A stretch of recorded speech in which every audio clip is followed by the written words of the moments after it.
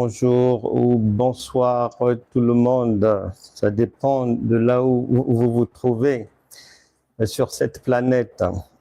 Merci d'être là, vous, amis de partout, amis du monde entier. Vous êtes de plus en plus nombreux, c'est bien, parce que la Bible déclare que mon peuple périt faute de connaissance. Et la Bible déclare encore que vous connaîtrez la vérité. Et il n'y a que la vérité que vous allez connaître qui pourra vous rendre vraiment libre, qui pourra vous faire passer de la mort à la vie et des ténèbres à la lumière de Dieu.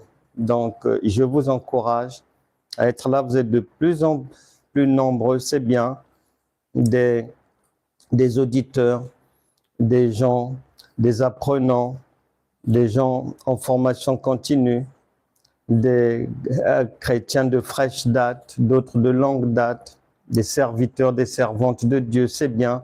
Vous avez bien compris dans quel temps nous sommes et vous êtes sages parce que vous ne voulez pas louper le coach. Parce que la Bible déclare en Daniel chapitre 12, verset 4 que dans les derniers temps, la connaissance augmentera. Pourquoi? Parce que la même Bible nous avertit qu'il y aura des temps très difficiles.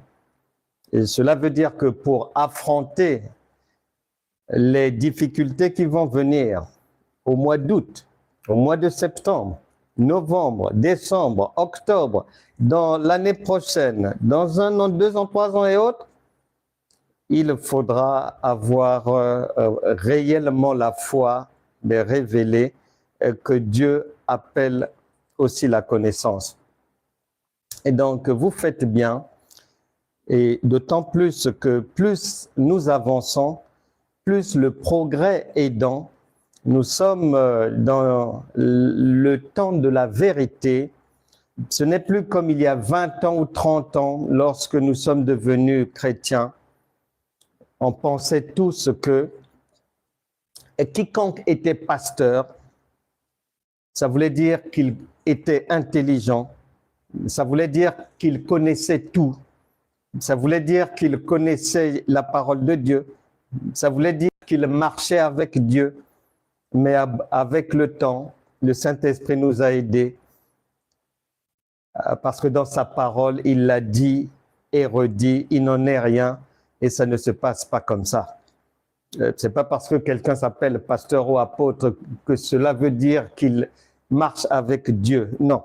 Que cela veut dire qu'il connaît la parole de Dieu. Non, non, non, non.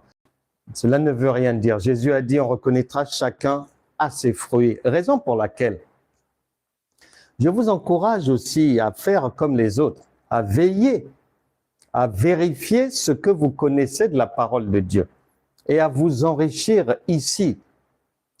Parce que la modernité fait que, une fois que vous avez fait votre bruit avec votre belle cravate, avec votre belle robe, chignon, fait beaucoup de bruit, au moment où vous êtes en train de savourer que j'ai bien prêché, j'ai bien parlé, j'ai eu au moins une trentaine d'amen, les gens n'ont pas arrêté d'applaudir, les gens sont contents. Au moment où vous êtes dans le divertissement, dans le charnel, dans les émotions, Dieu a toujours un reste de personnes derrière leurs ordinateurs, désormais en train de comparer. Parce que Jésus a dit, vous reconnaîtrez chacun à ses fruits. Donc nous sommes dans l'heure de la vérité, à beau mentir qui vient de loin. Il y a beaucoup de fausseté dans les milieux chrétiens. Beaucoup de serviteurs de Dieu inaccouchés, c'est-à-dire qui sont encore dans le ventre maternel. Beaucoup de titres pour rien. Le contenu est vide. Mais un homme averti en vaut deux. C'est le moment de corriger toutes ces choses au lieu de vous discréditer. Parce que les gens font maintenant des comparaisons. Derrière leurs écrans, leurs ordinateurs, les gens vérifient. Et la vérité commence à jaillir. Vous avez trop joué au mariole. Vous avez trop fait le cirque. Vous êtes trop longtemps fait passer pour des sachants, pour des gens qui connaissent. Alors qu'aujourd'hui, on se rend compte que la tête est vide. Bien-aimé, la Bible déclare en Hébreux chapitre 3, verset 7, « Si aujourd'hui vous entendez sa voix, n'endurcissez pas votre cœur. » Un conseil d'ami, c'est bon à prendre ou à laisser. La sagesse vaut mieux que le discrédit ou l'infamie. À bon entendeur, salut. Bien-aimé, avant d'entrer dans le vif de notre sujet du jour, je voudrais qu'on se mette d'accord. Ici, vous êtes à Fontaine École de la foi révélée. Nous faisons un ministère sur le modèle de Jésus sous la forme d'école. Et l'objectif pour nous est d'être fidèles à l'enseignement de Jésus. Ça, c'est la première chose. De ne pas sortir du chemin comme la plupart des égarés. Ils sont sortis par ignorance. Mais nous, notre connaissance nous permet de rester dans le chemin et de permettre à ceux qui sont égarés de rejoindre le chemin, la vérité et la vie. Nous voulons rester fidèles à l'enseignement de Jésus. Nous tenons à ce que cet enseignement nous permette d'apprendre au quotidien de nouvelles choses, de nouveaux acquis, de nouveaux apprentissages, une nouvelle connaissance. La Bible déclare en Romains chapitre 12, verset 2, que soyez transformés par le renouvellement de votre intelligence, ce qui n'est pas le cas dans les milieux chrétiens. Nous disons non à cela. Et nous tenons à ce que cette nourriture spirituelle aille de la plus simple des qualités à la qualité la plus solide, afin que, une fois mise en pratique dans les vies, que les vies des gens changent réellement. Nous ne voulons plus des chrétiens qui sont dans les faux semblants, qui disent quelque chose qu'ils ne vivent pas, qui sourient publiquement, qui chantent les louanges de Dieu et arrivés à la maison, ce sont les larmes. Nous ne voulons plus de cela. Des chrétiens qui marchent avec un Dieu impuissant, incapable, immobile, avec un Dieu de la souffrance. Non. Et si vous êtes ici et que vous vous rendez compte, après m'avoir entendu en quelques phrases, que ce n'est pas ce que vous attendiez et que vous n'êtes pas au bon endroit parce que vous êtes à la recherche de la monotonie, vous êtes à la recherche d'un groupe chrétien où on n'a pas besoin d'utiliser le cerveau, vous êtes à la recherche des ordonnances de prière matin, midi, soir, vous recherchez peut-être des amis pour parler en langue ensemble à longueur de journée, vous attendez peut-être des prières pour chasser les démons. Si vous êtes ici pour cela, vous êtes au mauvais endroit et je préfère vous faire sortir. Vous pouvez sortir. Ici, nous faisons toutes ces choses-là, mais en intelligence. Pas par la chair, pas par les émotions, pas sans utilisation du cerveau. Non. La vie éternelle, elle n'existe pas sans le cerveau. Donc, les amis, si le programme de chez nous ne vous convient pas, personne ne vous force, vous n'êtes pas obligé d'être là, vous pouvez nous laisser dans la paix du Seigneur, manger notre nourriture. Vous pouvez partir. Ceci étant dit, vu que les indésirables sont partis, on peut maintenant entrer dans le vif de notre sujet. Il s'agit du cours 547, niveau deuxième année, intitulé « Le Temple de Salomon ». Je t'invite, si tu n'es pas encore abonné, à aller t'abonner sur la chaîne YouTube Franck Ané, École de la foi révélée. Et à la fin, si tu veux une formation, un suivi personnalisé, si tu veux faire partie de ceux qui suivent les enseignements, mais d'une manière à être formés pour soit leur propre instruction ou soit pour ceux qui sont déjà dans le ministère ou qui aspirent à servir Dieu ou qui veulent compléter leur bagage, vous pouvez vous inscrire dans nos formations, vous envoyez les messages, il y a un lien bleu un peu partout et on vous répondra. Ça vous permettra de sortir des sentiers battus de l'ignorance ou bien des faussetés chrétiennes. Nous parlons de le temple de Salomon. Abonnez-vous, ça ne sert pas d'écrire. Garde ta Bible avec toi. Demain, tu retrouveras ça sur la chaîne YouTube. Tu pourras mettre pause et tout recopier, relire bien comme il faut. Ici, ça commence toujours par l'écoute. Toute chose commence par l'écoute. Lorsque vous êtes amoureux et que vous faites acte de candidature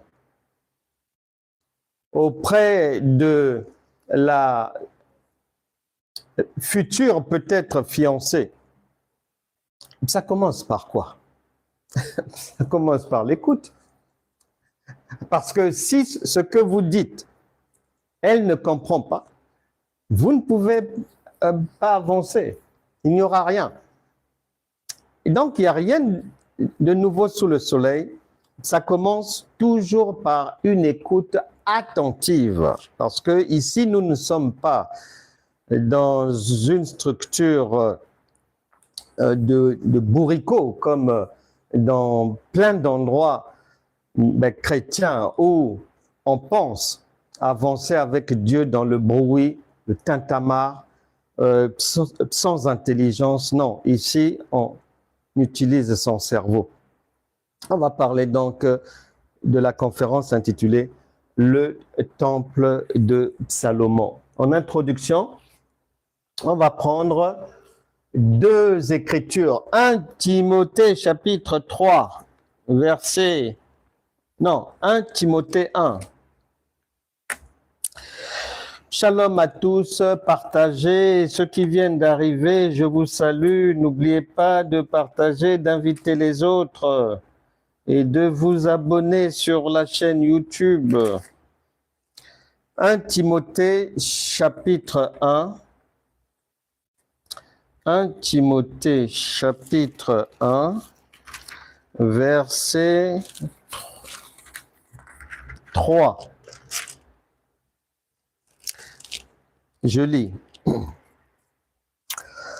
En partant pour la Macédoine, virgule, je t'ai encouragé à demeurer à Éphèse pour avertir certains de ne pas enseigner de doctrines étrangères à la foi. Point. Qu'ils cessent de porter leur intérêt à des récits de pure invention et à des généalogies interminables. Point. Des préoccupations comme celle-ci font naître des spéculations au lieu de nous aider dans les responsabilités que Dieu nous a confiées dans l'œuvre de la foi. Point. Plus, ajoutons 2 Pierre 1 et 2 Pierre 1, verset 2 Pierre. 2 Pierre 1, verset 20. Il est dit ceci. Sachez avant tout, virgule, qu'aucune prophétie de l'Écriture ne peut faire l'objet d'une interprétation personnelle. C'est-à-dire que personne n'a le droit de lire un verset et de donner la signification selon son intelligence. Non. Tu peux lire le verset, la signification, tu dois la trouver dedans, là, pas ailleurs. Il te faut des preuves que ça vient de la parole elle-même, parce que les Écritures sont leur propre avocat. Pourquoi? Parce que lorsque Jésus apparaît devant le tribunal de Pilate, et je te signale que c'est un tribunal qui est ouvert 24 heures sur 24 jusqu'à aujourd'hui. Si tu croyais que ce tribunal avait fermé, aujourd'hui, sache-le, il n'a jamais fermé. Et quand Jésus est au tribunal, tu constateras qu'il est son propre avocat. Il ne s'est pas présenté là accompagné de maître Michelet. Il ne s'est pas présenté là accompagné de maître Kadima. Non, non, non, non, non. Lui-même, accusé et avocat, son propre défenseur. Raison pour laquelle l'Écriture interdit à qui que ce soit de vouloir aider Dieu avec une intelligence miette, parce que Dieu est son propre avocat. Or, dans le monde chrétien, en général, ça ne se passe pas ainsi. On viole la loi du tribunal de Pilate. Chacun invente, chacun rajoute, ça tchatche, ça fait du bruit. On gagne du temps, on organise des activités pensant que on fait passer ça pour la parole de Dieu parce que ça se passe dans un lieu dit chrétien. Ici, on a dit non. Interdiction. Sachez avant tout qu'aucune prophétie de l'Écriture ne peut faire l'objet d'une interprétation personnelle. En effet, ce n'est pas par une volonté humaine qu'une prophétie a jamais été apportée, mais c'est porté par le Saint-Esprit que des hommes ont parlé de la part de Dieu. Et le Saint-Esprit, il est là. Nous parlons porté par lui. Nous prenons ça d'ici et nous rendons public. Donc, nous devons vraiment veiller à cela parce qu'on a les chrétiens d'une manière générale, et nous sommes tous prévenus, mon peuple périt faute de connaissance. Et durant le ministère de Jésus, le rappel a été fait. La famille chrétienne patauge dans tellement de fausseté, raison pour laquelle beaucoup de chrétiens souffrent. Je pourrais vous en expliquer des vertes et des pas mûres. En réalité, c'est chaud, chaud. Le compte n'y est pas. Le Seigneur avait dit, en Matthieu chapitre 5, versets 13 et 14, vous êtes le sel de la terre, vous êtes la lumière du monde.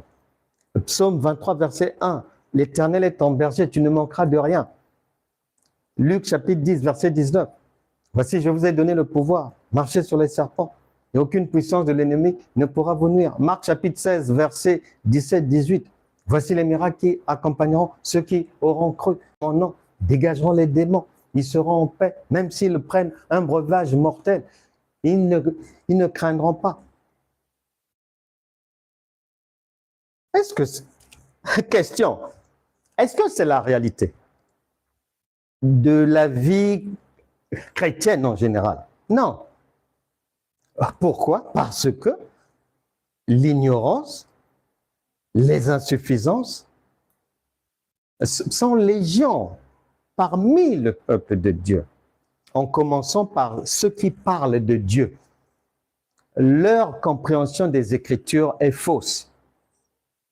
La plupart n'ont pas l'interprétation des Écritures, et je mets quiconque au défi. La plupart n'ont pas la révélation des Écritures. Et nous devons vraiment désormais prêter attention à l'imposture. La Bible déclare qu'il faut fermer la bouche aux discoureurs, aux imposteurs. Et nous le faisons avec amour, en faisant notre travail dans notre couloir. Celui qui veut entendre, il entend. Celui qui ne veut pas entendre, c'est de sa responsabilité.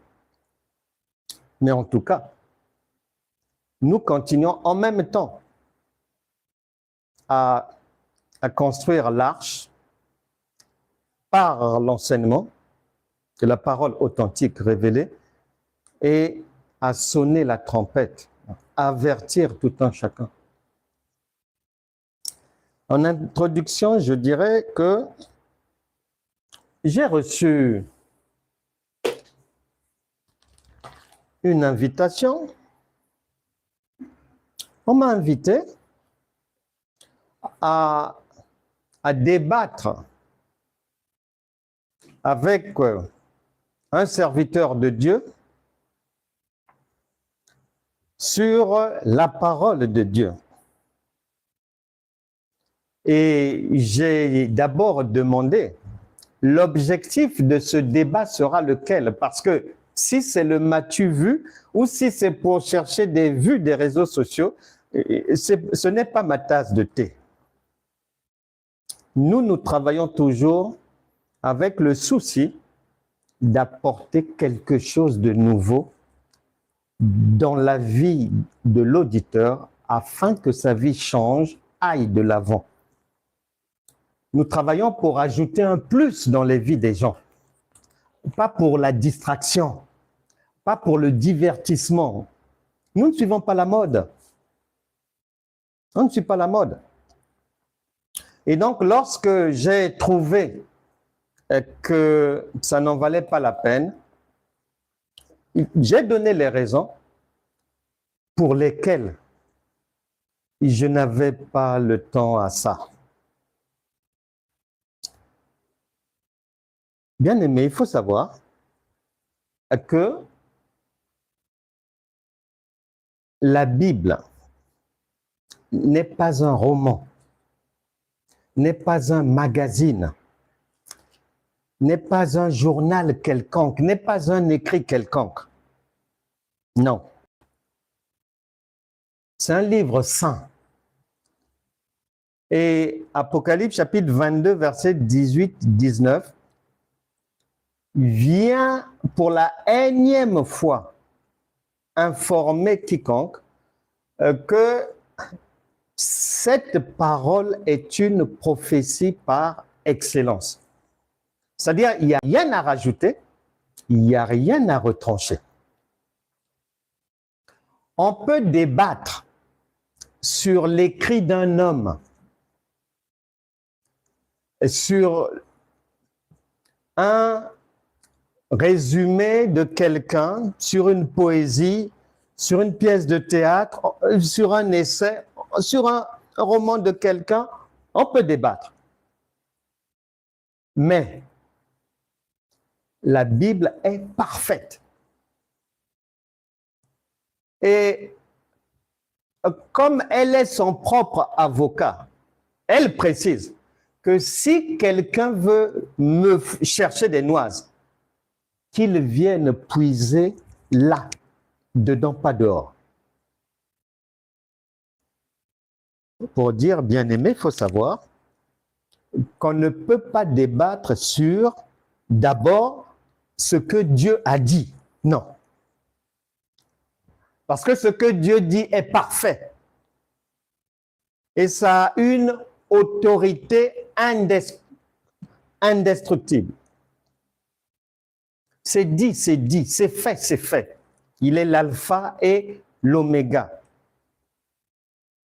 C'est pour cette raison que tu ne peux pas apporter des corrections, un correctif à la parole de Dieu, non. C'est l'ignorance qui fait que dans le monde chrétien, peut-être pour le m'as-tu vu, mais peut-être, je ne sais pas, pour X raisons, les gens aiment débattre. Mais en fait, ils font des débats, pourquoi? Parce qu'eux-mêmes sont dans l'ignorance déjà. Ils ne savent pas que le livre saint, on ne peut pas juger cet écrit. Non. Débattre veut dire que moi, je vais argumenter en donnant mon point de vue sur tel aspect, sur tel autre, sur tel autre. Le contradicteur, lui aussi, il va me contredire en disant non, ça, c'est comme ça, je pense que c'est comme ça. Or,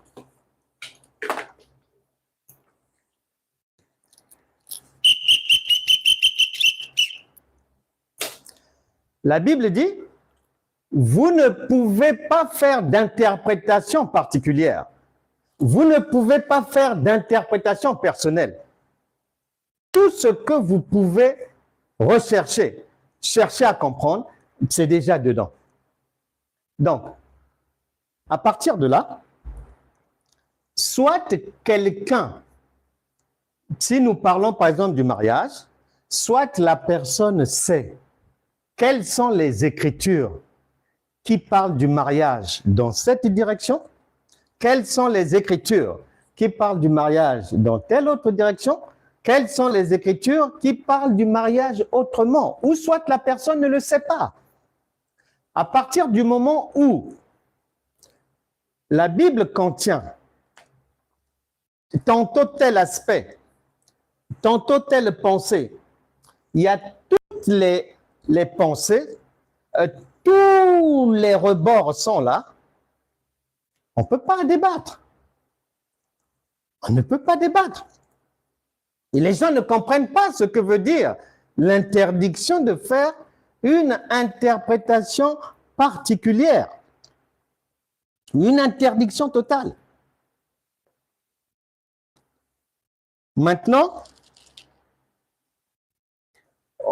deuxième élément qui ne peut pas nous permettre de débattre sur les Écritures, c'est que si celui qui est en face de moi, on pose la question, bon, toi, tu as reçu quel enseignement, c'est quelle doctrine? Il dit doctrine de Christ. Moi, on me pose la question, ta doctrine, c'est quoi? Je réponds aussi, c'est Christ. Mais on ne peut pas débattre. On ne peut pas débattre. La boucle est boucle. Il ne peut pas y avoir débat. Puisque nous sommes censés être sur la même longueur d'onde. Souviens-toi, Actes des Apôtres, chapitre 15. Il y avait eu un différend entre l'enseignement de Christ que dispensait l'apôtre Paul et ses amis, et puis certains juifs qui étaient arc-boutés sur l'enseignement de la loi de Moïse. Ils sont montés à Jérusalem pour que le problème soit tranché. Là, c'est normal. Les uns étaient dans la doctrine de Christ, les autres étaient dans une autre doctrine de Moïse. Là, il peut y avoir débat. Par exemple, moi, je peux débattre avec quelqu'un qui se prétend être peut-être témoin de Jéhovah. Je dis oui. On va débattre parce qu'on n'est pas dans la même doctrine. Quelqu'un qui est mormon, je dis oui, je réponds présent parce que là, il y a des choses à mettre à la poubelle et on va s'y atteler pour carchériser cette histoire-là. Quelqu'un qui est de la secte Raël ou bien la fraternité blanche universelle, là je vais débattre parce que ce sont des gens qui sont hors sujet. Ils sont en dehors du chemin, donc il faut tout faire pour les récupérer, pour les ramener dans le chemin. Mais la Bible dit, si vous êtes dans la même doctrine de Christ, il ne peut pas y avoir débat. Raison pour laquelle dans la Bible, tu n'as jamais entendu que Pierre a débattu avec Jacques. Tu n'as jamais entendu qu'il y a eu un débat virulent entre Thomas et Philippe ou un tel. Non. Si vous avez le même maître, ben, vous avez le même enseignement. Si c'est authentique, il ne peut pas y avoir débat. Tu n'as pas entendu dans la Bible où les disciples de Jean-Baptiste qu'il y a eu débat entre eux. Non. Les débats, c'était l'école de Jésus en face de l'école des pharisiens, l'école de Jésus en face des sadducéens, l'école de Jésus en face des hérodiens. C'était école contre école parce que ce sont des doctrines différentes. Mais lorsque nous disons que nous sommes de Christ, toi aussi en face, tu dis que tu es de Christ. Mais la boucle est bouclée, on ne peut plus débattre. On va dire quoi? On va détruire notre maître?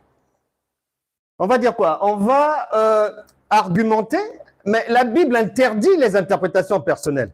Et donc, tout ce qu'on va prendre, il faut qu'on prenne ça dans la Bible. Donc, il ne peut pas y avoir débat. Et dans cette histoire, le débat, si débat, il doit y avoir, ce n'est même pas débat, c'est une aide à la compréhension. Parce que le monde chrétien en général, mais puisque la nouvelle naissance, elle est mal fichue dès le départ, tout le monde pratiquement est mal né de nouveau dans l'ignorance totale. Beaucoup de chrétiens pensent être nés de nouveau alors qu'ils sont avortements. D'autres fausses couches, d'autres césariennes, partout c'est ça. Mais ils oublient que dans cette histoire-là, bien que nous soyons tous de la doctrine de Christ, Jésus a dit, l'enseignement doit se faire par niveau.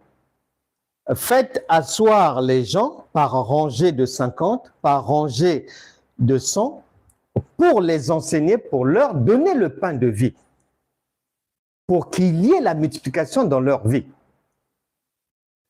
C'est par niveau de compréhension. Donc, dans cette histoire de Jésus, les chrétiens en général, ils oublient que c'est bien rangé par niveau. Il y a la maternité, il y a l'école maternelle, il y a le niveau de l'école primaire. Parce que nous pouvons tous dire que nous revendiquons de Christ. Ok, d'accord. Mais la Bible dit, la nature elle-même ne vous enseigne-t-elle pas? Dans la nature, est-ce que tu ne trouves pas qu'à l'école, il y a des élèves au CM1 par exemple, CM2, 6e, 5e, 4e, et ça monte. Maintenant, ces élèves-là, ils sont dans l'éducation nationale. Ils vont suivre les mêmes enseignements, mais pas au même niveau. Maintenant, question. Est-ce que ces gens-là, est-ce qu'un élève de la 4e peut débattre avec quelqu'un, un enfant qui est à l'école maternelle? Non. Est-ce que quelqu'un qui est en classe de terminale peut faire un débat avec l'élève qui est au CM2? Non, mais eux tous, ils sont dans l'éducation nationale. Donc, nous pouvons tous être dans la doctrine de Christ, mais comme nous n'avons pas les mêmes niveaux, ni de compréhension, ni de révélation, ni d'enseignement, c'est une preuve supplémentaire que nous ne pouvons pas débattre. Parce que c'est celui qui est à la maternelle qui explique à son ami de la maternelle des choses. Celui qui est en 6e, il explique à son ami qui est en 6e. Si je vais débattre avec un pasteur ou un prophète du niveau de l'école maternelle de Dieu, ça ne tiendra pas.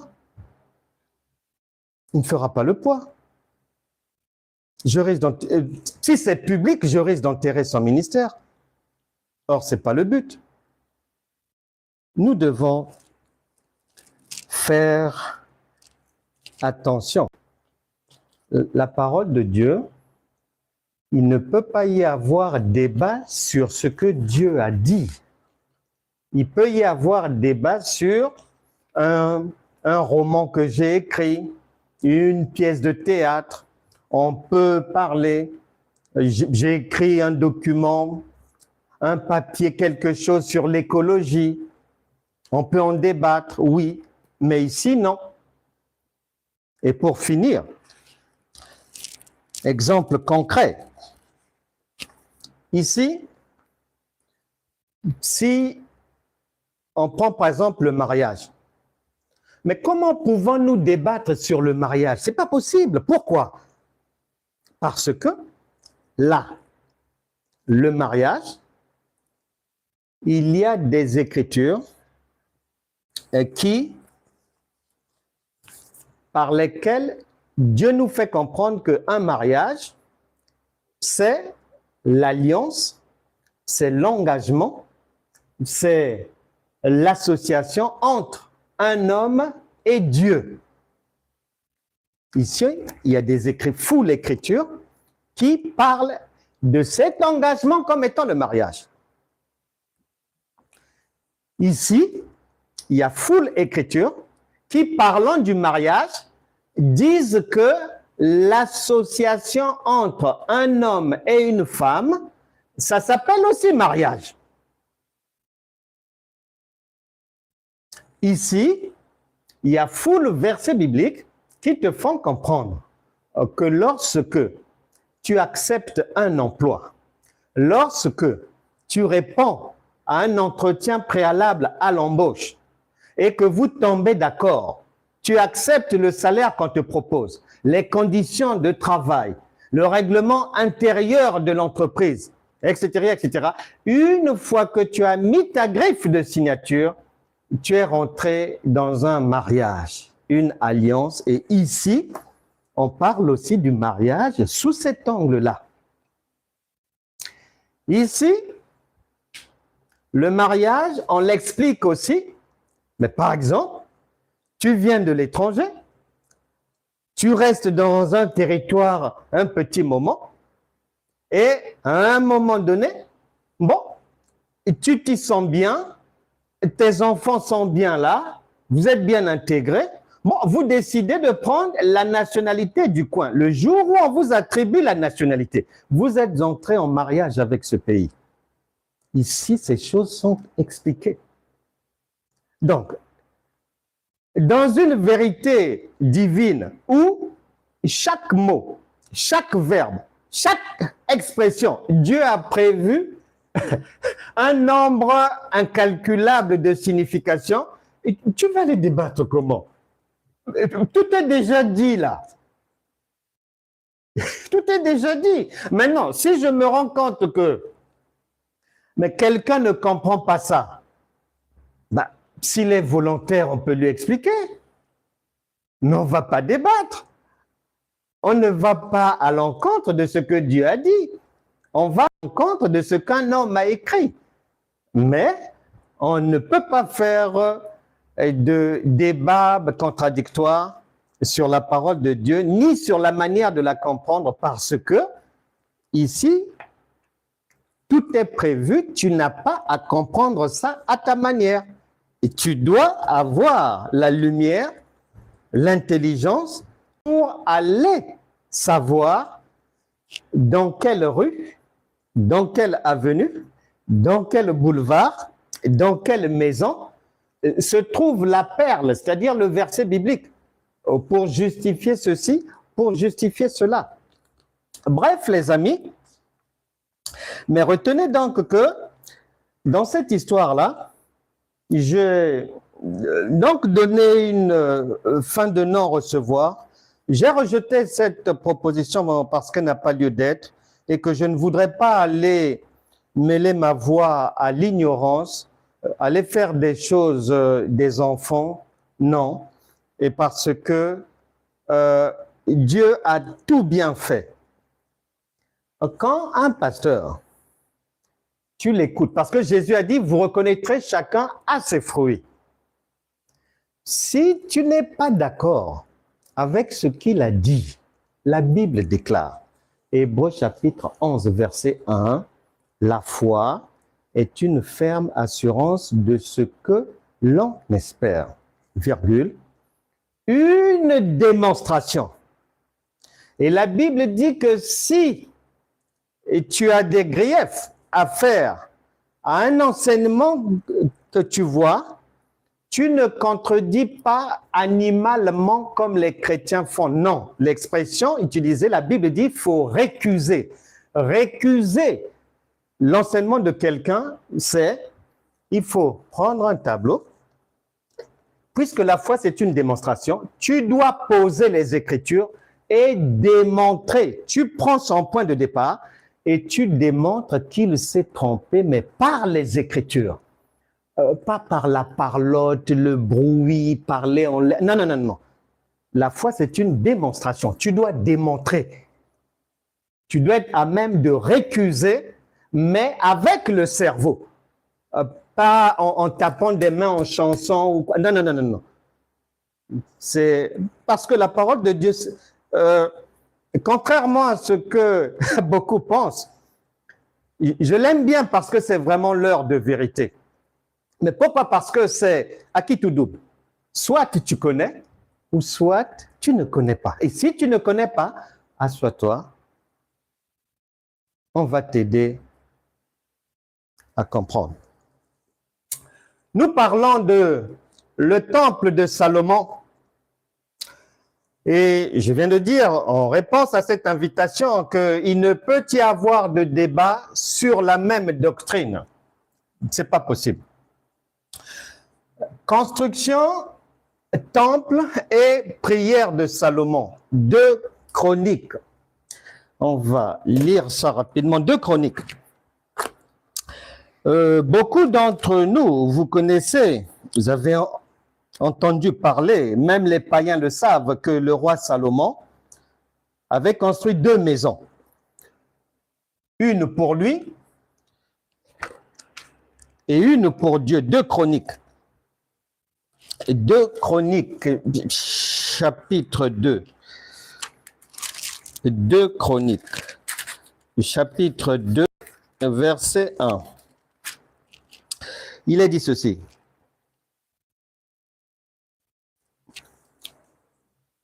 Chronique ou 2 Chroniques? 2 Chroniques, chapitre...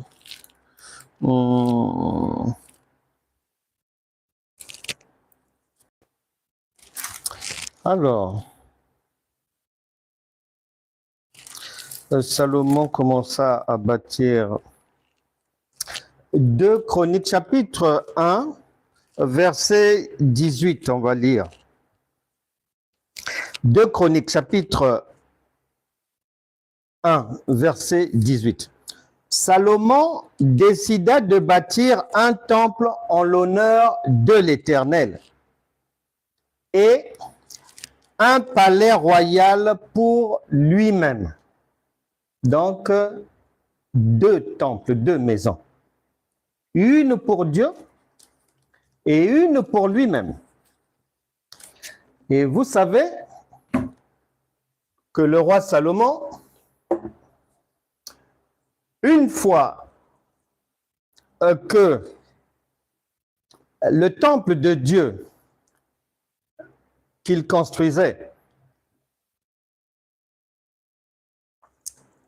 était achevé, le temple de Dieu, la maison de Dieu, entendu par là, tu peux appeler ça maison de Dieu, temple de Dieu, tu peux appeler ça l'école des prophètes, l'école de Dieu, tu peux appeler ça maison de prière, tu peux appeler ça, si tu fais une mise à jour aujourd'hui, tu peux aussi appeler ça église, lieu d'études bibliques, etc., etc. Bref, C'est là où l'homme vient à la rencontre du conseil de Dieu. Et donc, Salomon va inaugurer donc ce temple dédié au rendez-vous avec Dieu, pour que le peuple vienne pour écouter le conseil de Dieu, c'est-à-dire la loi de Dieu.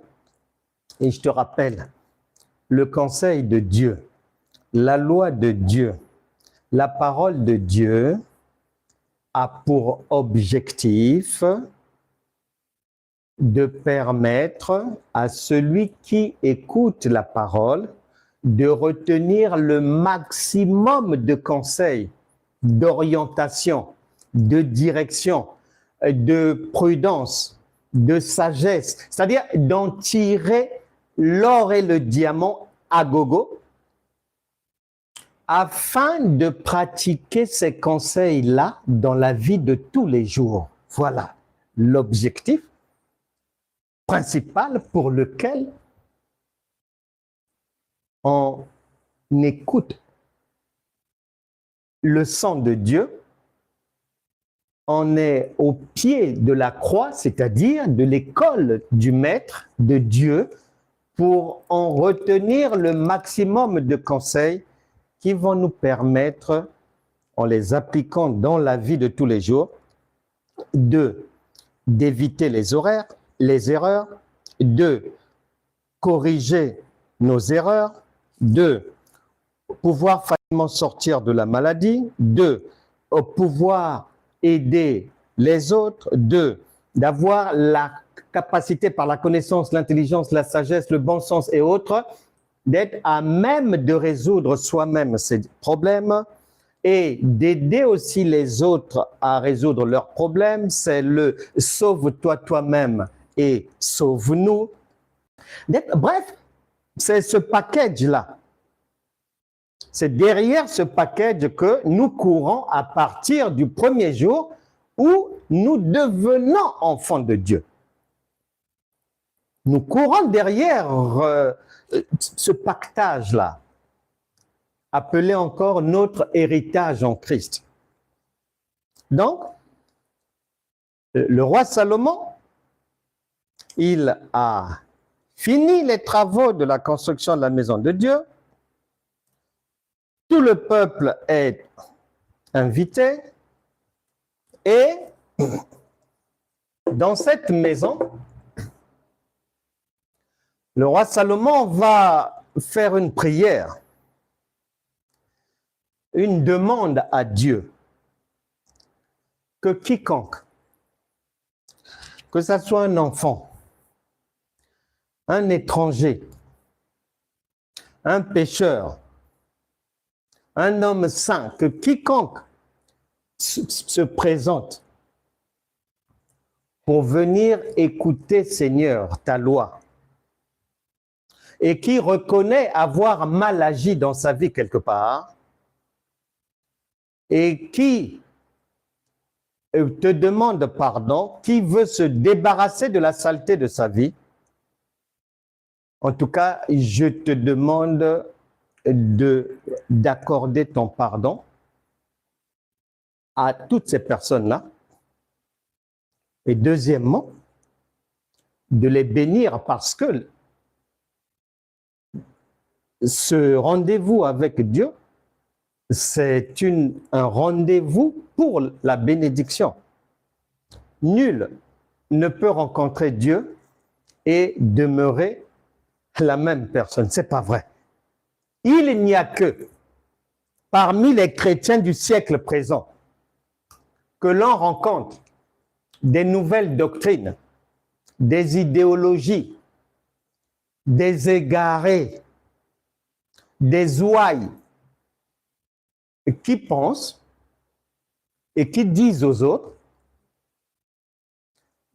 pas d'une manière directe, mais d'une manière comme ça, parfois même en chanson, que tu peux rencontrer Dieu et demeurer la même personne, mais ce n'est pas grave. L'essentiel, c'est que ton changement est prévu là-bas dans la vie éternelle.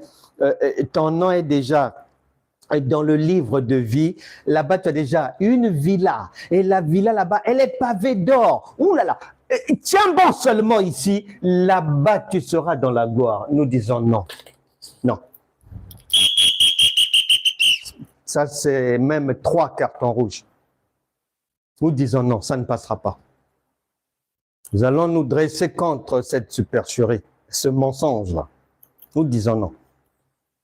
Et ceux qui sont tombés dans la supercherie, le mensonge par ignorance, nous continuerons à vous aider à sortir des cimetières, des tombeaux blanchis et à vous réveiller. Non. Le rendez-vous avec Dieu, toute rencontre avec Dieu, c'est beau. Toute rencontre. La raison pour laquelle tu n'as vu nulle part. Peut-être si tu as, comme on fabrique maintenant tellement de choses, si tu as peut-être une Bible qui est fabriquée dans une cave quelque part, mais dans la vraie Bible, il n'y a pas un endroit où quelqu'un a rencontré le pain de vie, Jésus, ni ses apôtres, et que la personne soit demeurée la même personne dans ses larmes, dans ses difficultés, dans ses problèmes. Ça n'existe pas. Et jusqu'aujourd'hui, il n'y a rien de nouveau. C'est le même fonctionnement qui est prévu. Sauf pour les égarés qui inventent leur propre doctrine. Mais pour tous ceux qui, et je te conseille de rester dans la doctrine de Christ ou de nous rejoindre dedans, non, non, non, non. Il y a, dans ce chemin-là, il n'y a pas de larmes. La Bible déclare en Romains chapitre 14, verset 17, le royaume de Dieu, c'est la justice, la paix et la joie par le Saint-Esprit. C'est clair. Maintenant, Dieu a répondu favorablement. A répondu favorablement. Le problème commence où? Le problème commence ici, parce que la plupart des chrétiens, que ça soit ouaille, brebis, serviteurs, moutons de panurge, la plupart des chrétiens, bons serviteurs, bons moutons de panurge, la plupart ont une idée historique du temple de Salomon. C'est très grave. Je le redis encore aujourd'hui et je mets quiconque au défi. Que Dieu étant celui qui s'appelle « Je suis », Exode chapitre 3, verset 14, plus Matthieu chapitre 22, verset 32, Dieu n'étant pas le Dieu des morts, mais des vivants, plus Jean chapitre 12, verset 34, que le Christ vit éternellement, jusqu'aujourd'hui, le temple de Salomon existe. Mais les chrétiens sont ignorants, ils ne le savent pas. Il existe, regarde. Lorsque Marie arrive, les Écritures vont expliquer que Marie, la mère biologique, on va dire, de Jésus-Christ, elle représente le temple physique bâti par Salomon. Elle représente le temple physique bâti par Salomon.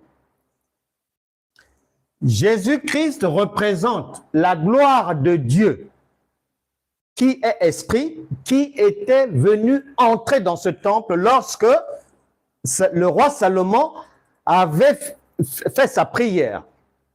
Si tu lis bien les Écritures, la gloire de Dieu avait visité le peuple. Il s'agissait de Marie, c'est le temple. Jésus-Christ, il représente donc les résultats de la prière de Salomon. Maintenant, le problème, c'est que la sœur Marie, comme le temple de Salomon, le temple physique, elle est morte. Et ce temple-là, vous pouvez le détruire. Ça peut tomber. Mais la gloire de Dieu, c'est-à-dire Dieu qui est venu entrer dans ce temple en réponse à la prière du roi, eh ben, c'est le Christ qui vit éternellement. Cette gloire de Dieu ne meurt jamais. Ce qui veut dire que le temple de Salomon n'est pas mort, n'est pas tombé, il existe éternellement. Donc, vu que ce temple, c'est la parole de grâce, c'est-à-dire le Christ, c'est-à-dire la gloire de Dieu, cette parole de grâce maintenant vient entrer dans l'homme. Tu sais bien que Jésus n'a pas eu une venue traditionnelle. Il n'est pas venu par le même cheminement. Il n'est pas venu à la manière d'un homme et d'une femme enfermés dans une chambre. Non. Il est venu par une autre voie, la voie spirituelle. Et c'est le Saint-Esprit qui est venu vivre dans le ventre de sa mère Marie. C'est l'image, c'est la répétition de ce qui s'était passé lors de l'inauguration du temple de Salomon. Et ce temple-là a continué à exister puisque la même gloire qui avait inondé le temple est venue entrer dans la sœur Marie qui est tombée enceinte et elle a donné naissance au Christ qui vit éternellement. Maintenant, cette parole de grâce-là, qui vit éternellement, lorsque quelqu'un devient enfant de Dieu, 1 Corinthiens chapitre 3, verset 16, ne savez-vous pas que vous êtes le temple du Saint-Esprit? C'est le temple de Salomon. C'est juste les appellations qui changent. C'est un jeu de mots, mais on est dans les mêmes paramètres parce qu'il n'y a rien de nouveau sous le soleil, tu le sais bien. C'est le temple de Salomon, c'est-à-dire la reproduction du temple de Salomon. À chaque fois que quelqu'un arrive à 2 Corinthiens chapitre 5 verset 17, si quelqu'un est en Christ, il est une nouvelle créature, c'est-à-dire un nouveau temple de Salomon. Il y a lui, la personne physique, et dedans, il y a le spirituel, le même qui avait inondé l'original temple de Salomon, ce même spirituel qui s'appelle le Christ, son esprit vient maintenant dans le croyant, il devient le temple de Dieu. C'est là où les chrétiens disent, Galates chapitre 2, verset 20, ce n'est plus moi qui vis, c'est lui qui vit en moi. Mais tu es le temple. C'est le même temple. Le nom change. Je vous ai déjà dit, quand tu trouves un nom écrit dans la Bible, tu as l'obligation d'enlever ça, de mettre ton propre nom. Parce que Dieu ne s'occupe pas des morts, il ne parle pas des morts, il ne parle pas des absents. Donc, ce n'est plus lui, ce n'est plus toi qui vis. Mais ce n'est plus Salomon. Ce n'est plus Salomon aussi. C'est lui qui vit en toi. Et Jean chapitre 15, verset 17, à ce moment-là, va dire ceci.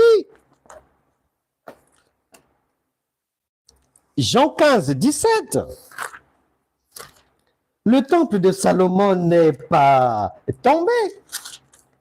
Il n'est plus physique, il est maintenant dans l'homme.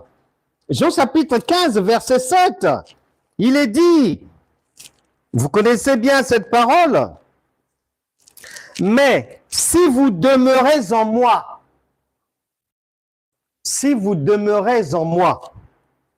et que mes paroles demeurent en vous, virgule, demandez ce que vous voudrez et vous l'obtiendrez.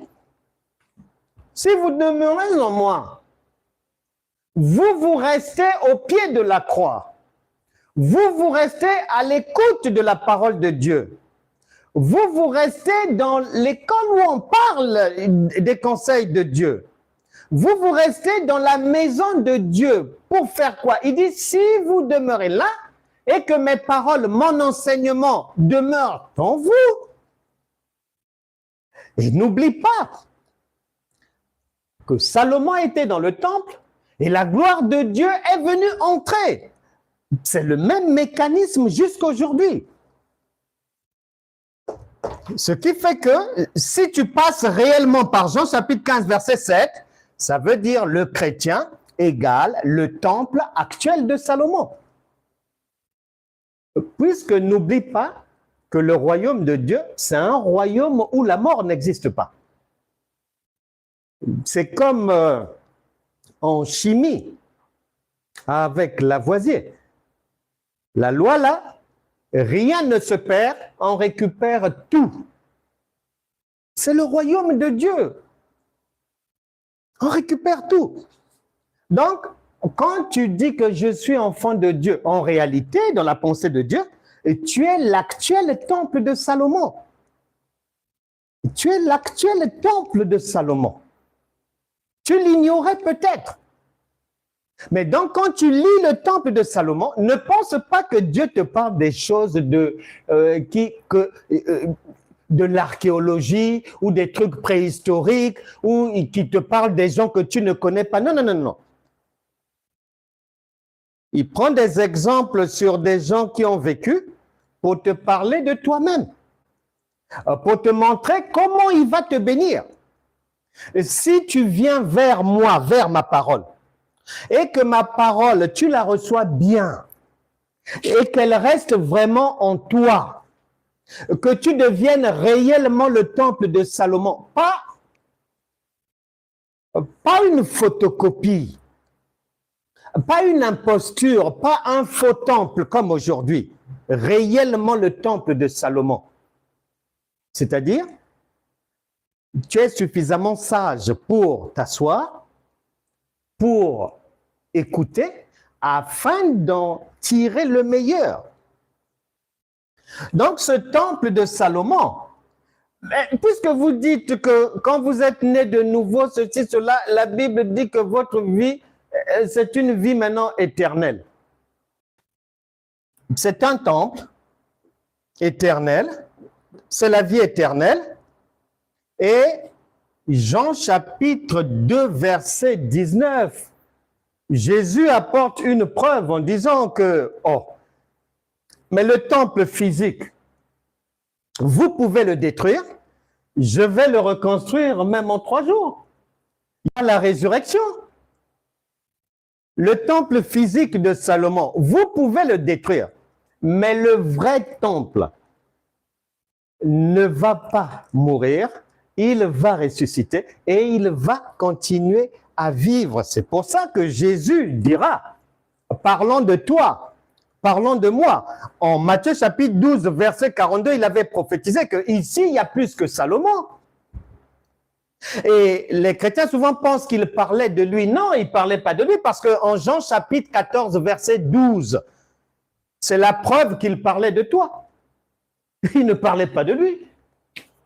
Jean chapitre 14, verset 12. Jean chapitre 14, verset 12. Nous parlons, on n'invente pas, on ne vient pas faire l'intellectualisme, non. Nous ne faisons que démontrer par les Écritures. Et nous prenons tout dans la parole elle-même. Elle n'a pas besoin de moi. Devant le tribunal de Pilate, quand on se présente, on se présente en indépendant, en autonome. On n'a pas besoin d'un avocat charnel. Jean chapitre 14, verset 12, il est dit ceci. Jean chapitre 14, verset 12, il est dit ceci. Mon verset 12 est où? Là, c'est le 14, le 12.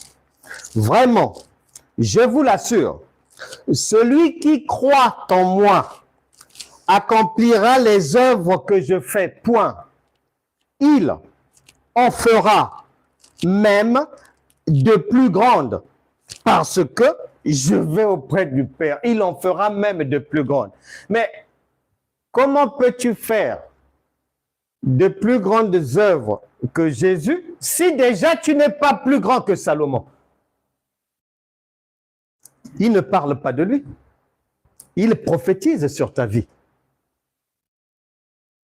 que le nouveau temple de Salomon que tu es supérieur à Salomon. Salomon n'avait pas un Saint-Esprit permanent.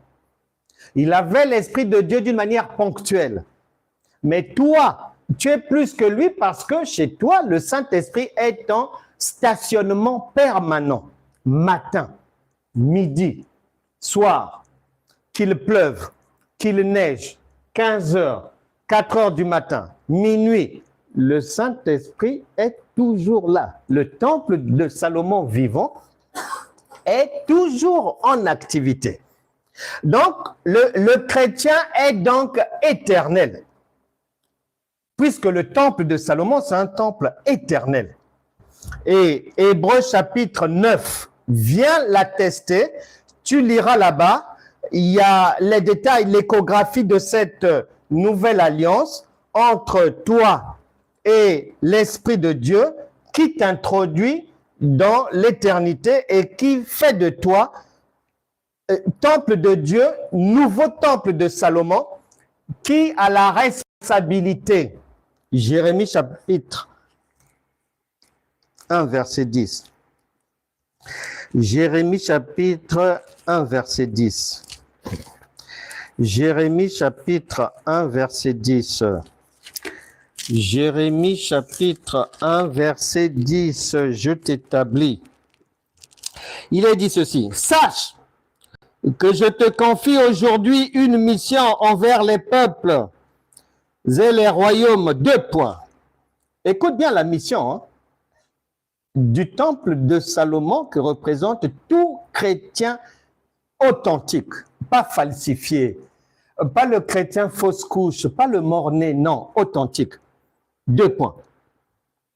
Celle d'arracher et de renverser, virgule, de ruiner et de détruire, virgule, de construire et de planter. Tu vois bien que la responsabilité du chrétien, tu dois d'abord commencer par le nettoyage, par arracher les mauvaises habitudes, les mauvaises plantes, les mauvaises graines. Tu dois commencer par, si tu veux vivre, soit, ah oui Seigneur, nous sommes tes enfants, tu nous as promis une vie abondante, tu as même dit que si je viens à toi, toutes mes charges, mes fardeaux, mes soucis, tu vas les prendre et tu me donnes le repos. Ce repos-là, on t'informe. Tu te débarrasses d'abord, sans pitié, du mal. Que ça soit le mal intérieur, tu dois te débarrasser de ça. Toi-même, tu dois te déconstruire. Mettre dehors les faussetés, les idées noires, la jalousie, les mauvaises pensées, la paresse, enlever le défaitisme. Il y a des gens, c'est-à-dire tellement découragés, et ils se découragent vite. Non, ici on dit non, non, non, non, non, non. Le découragement, là, tu mets ça vite à la poubelle. Parce que tu dois remplacer ça par autre chose. Tu dois remplacer ça obligatoirement par la bonne nouvelle. Tout n'est pas fini. Même si tu avais échoué hier, même si ça n'a pas marché, même si tu as repris 6 fois le permis de conduire, et tu vas réussir la 7e fois. Ici, on a dit qu'il faut arracher les mauvaises idées. Il faut arracher les mauvaises pensées, les mauvaises racines. Il faut arracher le découragement et tout, détruire le mal, s'éloigner des mauvaises compagnies. Il y a un nettoyage à faire d'abord. Il y a un nettoyage à faire. Et beaucoup de chrétiens, du fait de l'ignorance, beaucoup de lieux chrétiens appelés églises partout, sont vraiment des cimetières ambulants.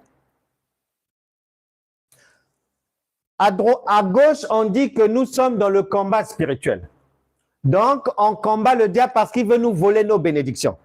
Donc, il faut rester sur la brèche, il ne faut pas donner accès au diable. Vraiment, il faut se battre, il ne faut pas dormir. À droite, la même personne, la même bouche, dit aux gens que, ah oui, je suis béni, ah, je vis dans la gloire de Dieu, ah oui, ma soeur, ah oui, je suis dans la paix et tout. La même bouche. Et la même bouche, à un autre endroit, elle va dire que oui, mais tu sais, moi, je suis dans le repos, hein. Ah, moi, j'ai la vie éternelle en moi, donc, des contradictions, de l'ignorance. On prend ça, on mélange avec ça, on ramasse le package, on vient dans la corbeille à droite, on ramasse la corbeille, on met sur la tête et on... Ici, on a dit, avant que tu ne dises que tu es dans le repos, que tu es dans la paix, que tu vis vraiment dans le sabbat, que tu as vraiment la vie éternelle, tu te débarrasses d'abord du diable qui est en toi-même, mauvais caractère, toutes les mauvaises choses en toi, et dans ce même laps de temps, tu te débarrasses des mauvais amis, des faux frères, des fausses sœurs, des traîtres. Tu te débarrasses de ces gens-là. Et ensuite, tu construis ta vie sur un nouveau fondement. Et il va de soi que tout changement, toute direction, ça commence dans la tête. Tu dois d'abord mettre à la poubelle toutes les poubelles de soi-disant enseignements que tu as ramassés depuis 25 ans. Tu dois d'abord mettre ça à la poubelle. C'est pour ça que Jésus a dit, tu ne peux pas prendre du vin nouveau pour mettre dans de vieilles outres. Non. Il est dit,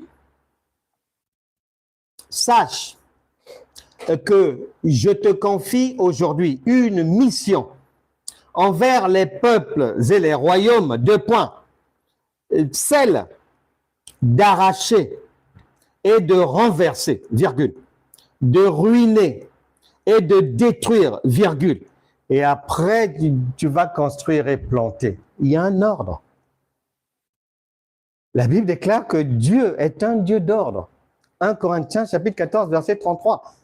Mais tant que les gens fonctionnent dans le désordre, dans le bruit, dans le brouhaha, ça ne marchera pas. Sans cerveau, non. Les gens seront toujours maltraités par Satan. Nous disons halte au désordre et à l'égarement chrétien. Carton rouge.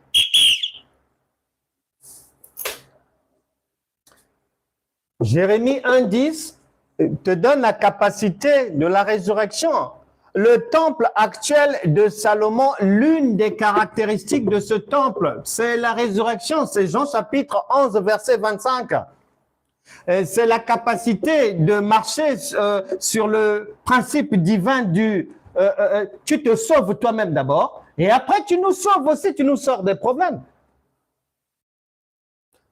En conclusion, il n'y a que deux alternatives. N'oublie pas, Salomon a construit deux palais. Un palais pour la chair,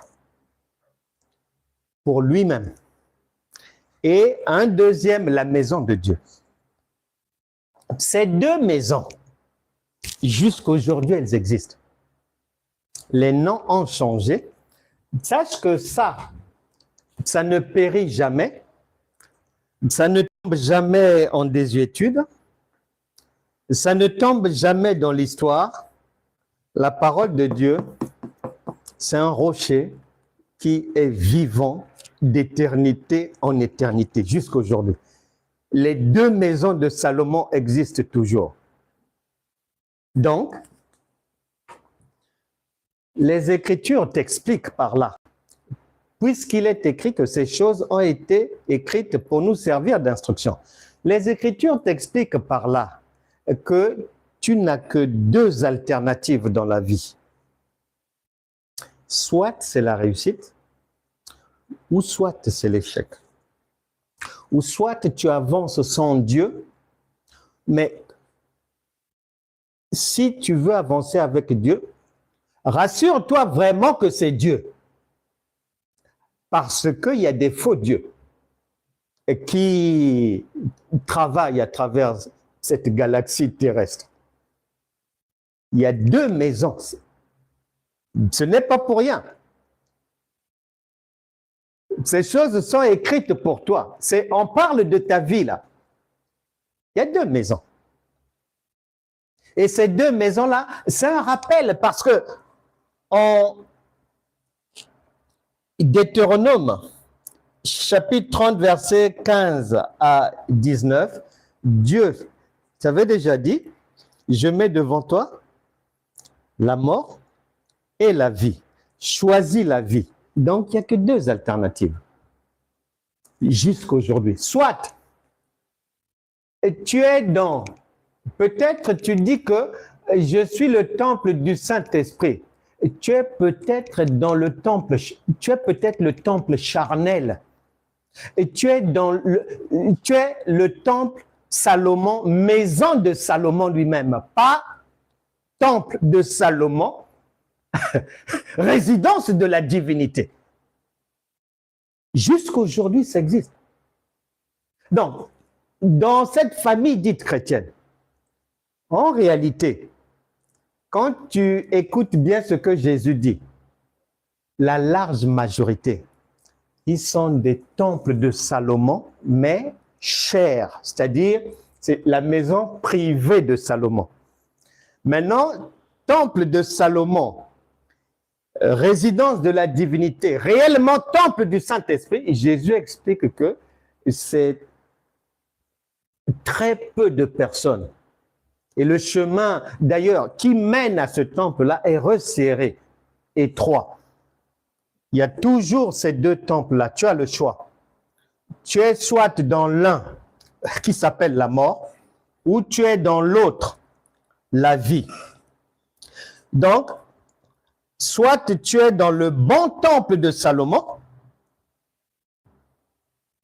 et à ce moment-là, tu es un chrétien réellement né de nouveau,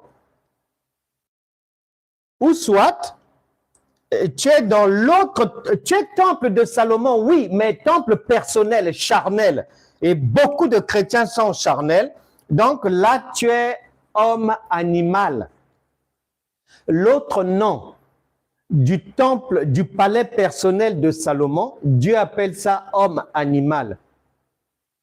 Et le palais de Dieu, le temple où la gloire de Dieu descend, ça c'est l'homme spirituel. 1 Corinthiens chapitre 2, verset 14 ou 1 Corinthiens chapitre 2, verset 15. Ce qui veut dire que comme il n'y a que soit la mort et la vie, soit tu habites à Romains chapitre 6, verset 23, le premier temple de Salomon. La plupart des chrétiens sont des temples charnels de Salomon. Et très peu sont Jean chapitre 10, verset 34, parce que l'authentique temple de Salomon, c'est la résidence de Dieu. C'est réellement le chrétien né de nouveau. Ne savez-vous pas que vous êtes le temple du Saint-Esprit, c'est-à-dire du temple authentique de Salomon, destiné à être la résidence de Dieu, la demeure de Dieu. Or, là où Dieu est, il y a des solutions à tous les problèmes, maladies. Il y a la guérison, Si on cherche un enfant, on va avoir son enfant, on va allaiter. Si on cherche une place en crèche pour l'enfant, on aura la place en crèche. Si on est un authentique temple de Salomon, jusqu'aujourd'hui, bien-aimés, c'est notre ignorance qui nous a fait patauger et qui fait patauger encore la foule dans les sentiers battus de la vie. En réalité, nous avons le choix entre le vrai et le faux, entre la vie et la mort, entre la vie éternelle et la vie non éternelle, c'est-à-dire tombeau blanchi. Nous avons le choix entre chrétien, homme animal, ou réellement homme spirituel. Nous avons le choix entre chrétien qui, charnel, et demande pardon matin, midi, soir, ou bien le chrétien qui habite à 1 Jean chapitre 5, verset 18, celui qui est né de Dieu ne pratique pas le péché. Les uns sont dans le premier temple de Salomon, le temple charnel, les autres sont dans le véritable temple de Salomon où il y a la vie, parce que dans le temple charnel, le palais charnel de Salomon, la gloire de Dieu ne tombe pas là-bas. C'est dans la vraie demeure du Saint-Esprit que la gloire de Dieu tombe. Bien-aimé dans le Seigneur, tu as peut-être traversé beaucoup de difficultés. Il te manquait peut-être une certaine compréhension, une connaissance, des explications. Et tu te posais 1001 questions. Le Saint-Esprit te les a apportées aujourd'hui. La Bible déclare, Hébreux chapitre 3, verset 7, si aujourd'hui vous entendez sa voix, n'endurcissez pas votre cœur. C'est soit tu es, si tu es chrétien, chrétienne, en réalité, soit tu es le temple charnel de Salomon, l'homme animal, ou soit tu es l'authentique temple spirituel de Salomon, l'homme spirituel, c'est-à-dire une divinité. Maintenant, comment le savoir? Jésus, notre enseignant, notre maître, nous avait déjà donné les tuyaux. Il avait dit, regardez, écoutez, vous reconnaîtrez chacun à ses fruits. Le vœu de mon cœur, c'est que quiconque ici était peut-être perdu, était peut-être égaré, découragé, ne croyait plus en rien, mais que cette parole soit l'expression d'une bouée de sauvetage pour toi aujourd'hui. Saisis cette opportunité pour nous rejoindre dans l'authentique temple de Salomon et de devenir toi aussi un authentique temple de Salomon, c'est-à-dire une habitation de Dieu en esprit, c'est-à-dire une réserve de toutes sortes de solutions aux problèmes de la vie pour toi-même et pour aussi aider les autres. Si tu n'étais pas encore des nôtres, sois le bienvenu parmi nous, les gens de la maison de Dieu. Que cette parole te fasse du bien. Je t'invite à demeurer avec nous et à t'enrichir des merveilleuses perles de Dieu au quotidien, au fur et à mesure des enseignements. Tous les jours, nous dressons la table. La manne, c'est tous les jours, et une nouvelle manne, afin que ta vie soit requinquée, ressuscitée, que tous les domaines de ta vie puissent aller de l'avant. Nous disons merci et nous sommes contents pour tous les enfants et ils sont nombreux, nous les félicitons, qui ont réussi leur bac, leur baccalauréat. Et il reste une portion encore qui vont passer des épreuves de rattrapage. Mais ne vous inquiétez pas. Le Saint-Esprit vous a déjà précédé là-bas. Vous sortirez vainqueur de là. que toute personne ici qui était découragée, qui doutait même de sa marche chrétienne, à partir d'aujourd'hui, tu n'as plus à douter. Tu connais maintenant la direction à suivre. Tu sais que tu dois être en permanence l'authentique temple de Salomon. Là où il y a solution à tout. Là où la maladie est guérie, elle part. Là où il n'y a pas d'insomnie, il n'y a pas de cauchemar, il n'y a pas de problème avec le diable, il n'y a pas d'attaque démoniaque, il n'y a pas d'esprit succube qui viennent agresser les gens la nuit, incube, tous ces esprits-là, dehors, que toute personne malade soit guérie au son de ma voix. Que cette bonne nouvelle vous fasse du bien, illumine votre maison. La Bible déclare en Ésaïe chapitre 28, verset 23, que les ténèbres ne régneront pas toujours. Que tout ce qui est ténèbres de votre vie, des vies de vos enfants, vous quitte à partir d'aujourd'hui. Soyez bénis avec les enfants, avec vos conjoints, au travail, dans vos activités, dans vos projets, dans votre mariage, dans votre repos. Soyez vraiment des authentiques temples de Salomon qui sont le lieu de résidence de la vie éternelle, du salut éternel, de la bonne santé, de l'abondance, de la réussite, de la paix, de la justice et de la joie.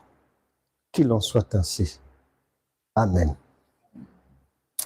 Voilà les amis, merci d'avance pour les cadeaux. Merci. N'oubliez pas de vous abonner sur la chaîne YouTube Franck Anécole de la foi révélée. Demain, vous aurez tout ça là dessus. Vous pourrez prendre des notes. Si vous avez des questions, envoyez-les-moi en privé.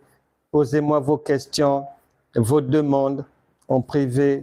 Et rassurez-vous que je puisse vous répondre avec vos coordonnées. Besoin de cours, de formation et autres. Il y a le lien bleu pour les formations, pour vous enrichir encore. Je vous donne le conseil de lire. Vous pouvez vous procurer ces ouvrages en m'envoyant un petit message. Ils ne sont pas chers. Ils vous feront du bien. La vie nouvelle. J'ai dit, vous êtes des dieux. Le chrétien égal étranger, voyageur destiné à ne pas souffrir. Échographie du mariage. Ainsi est la foi. Et il y a aussi autopsie de la foi. Mais voilà, donc vous envoyez un message pour vous les procurer, peu importe le pays, on vous les expédiera. Que le Seigneur vous bénisse vraiment.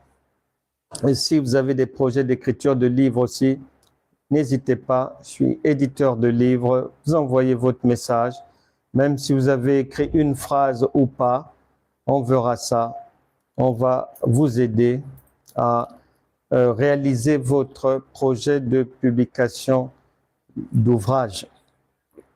Vraiment, shalom à vous, bien de choses, à vos familles, à vos parents. On se retrouve sur la chaîne YouTube, sur Facebook. Abonnez-vous sur TikTok, Facebook, YouTube, Insta. Que le Seigneur vous bénisse. Nous sommes ensemble. On se retrouvera dans la semaine très prochainement pour une nouvelle conférence. Pour aujourd'hui, nous sommes arrivés au port de Port Harcourt, Nigeria.